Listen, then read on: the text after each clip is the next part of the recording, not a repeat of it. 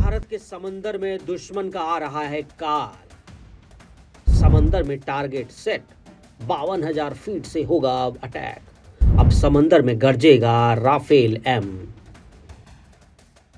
इस खबर के बाद पाकिस्तान को करारा झटका लगा है, क्योंकि समंदर में भी अब चोट खाने को तैयार रहे पाकिस्तान, क्योंकि राफेल एम आईएनएस विक्रमादित्य और आईएनएस विक्रांत पर तैनात किए जाने वाले हैं। पहलगाम में नापाक हरकत के बाद भारत के एक्शन से पाकिस्तान दहशत में है। एयर स्ट्राइक और सर्जिकल स्ट्राइक के बाद अब हिंदुस्तान के दुश्मन भारत के नए बाज से कांप रहे हैं। भारत अपने भरोसेमंद साथी फ्रांस से राफेल एम लाने जा रहा है। भारत को जल्द फ्रांस से 26 राफेल एम मिलने जा रहे हैं। अब भारत के दुश्मनों में सबसे ज्यादा दहशत इस बात से है कि भारत राफेल मरीन विमानों की तैनाती अपने ताकतवर युद्धपोत में से एक आईएनएस विक्रांत पर करने जा रहा है।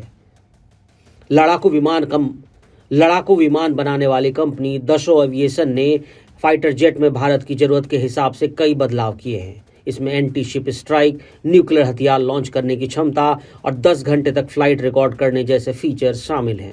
राफेल एम की डील में सबसे बड़ी बात यह है कि फ्रांस से जो डील है उसमें भारत को वेपन सिस्टम, स्पेयर पार्ट्स और एयरक्राफ्ट के जरूरी टूल्स भी मिलने जा रहे हैं। इसकी मदद से नौसेना समंदर में देश के चारों तरफ अदृश्य कवच बना सकेगी। 50.1 फीट लंबे और 15,000 किलो वजनी दुश्मन के इस काल यानी राफेल एम में शक्तिशाली एंटीशिप मिसाइलें लगाई जा सकती हैं, जो हवा से हवा और हवा से जमीन पर मार करने में सक्षम है। ये फाइटर जेट पनडुब्बियां खोज कर ध्वस्त करने वाले विशेष रडार से लैस है। खास बात यह है कि राफेल एम के बीच हवा में ही रिफ्यूलिंग की जा सकती है। फ्यूल कैपेसिटी की बात करें तो इसमें 11,000 किलोग्राम फ्यूल भरा जा सकता है, जिससे ये ज़्यादा देर तक हवा में रह सकता है। ये सिंगल और डबल सीटर विमान 52,000 फीट की ऊंचाई तक जा सकता है। इसकी 2205 किलोमीटर प्रति घंटे की रफ्तार से दुश्मनों की रातों की नींद उड़ जाएगी।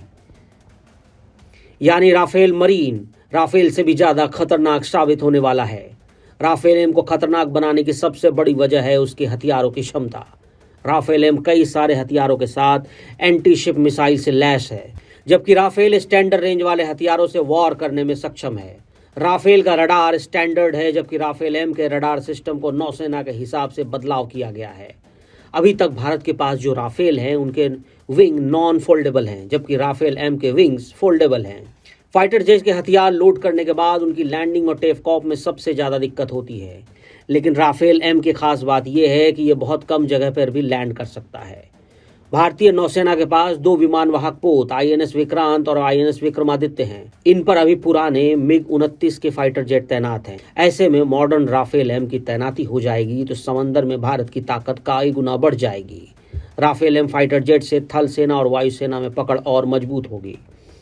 यही वजह है कि राफेल एम की धमक ने दुश्मनों को खौफ जदा कर रखा है। अब पाकिस्तान के पास जो फाइटर जेट्स हैं उनमें ज़्यादातर चीन के हैं। चीन ने अपनी 5वीं पीढ़ी के J-20 फाइटर जेट्स को फिलहाल नौसेना में तैनात नहीं किया है और ना ही वो पाकिस्तान को दिया है। इसलिए कुछ कमियों को छोड़कर राफेल एम चीन और पाकिस्तान के फाइटर जेट्स को टक्कर देने में पूरी तरह से सक्षम है।